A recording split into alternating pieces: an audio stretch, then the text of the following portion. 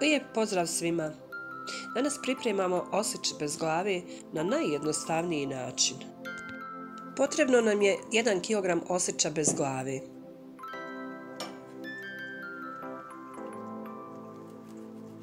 Ribu očistimo tako što uklonimo ove male peraje sa strana.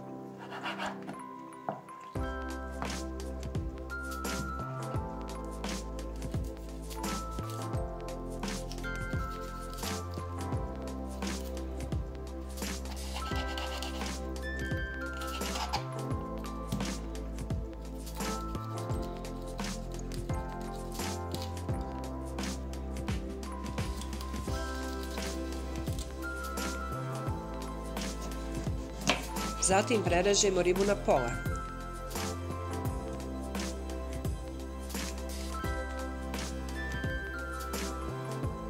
Razrežemo ribu i uklonimo one tamne dijelove koji se obično nalaze unutra.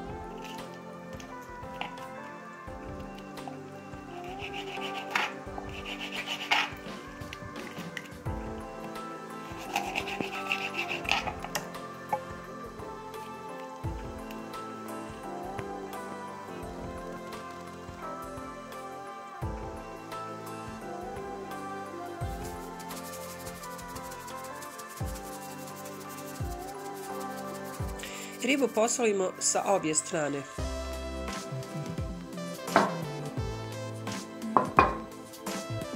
U jednu posudu izmiješamo 6 kašika brašna i 2 kašike kukuruznog brašna ili palente. Kod mene je obično omjer 1:3, a vi to uradite po želji. Dodamo 1 kašičicu začina koji koristimo.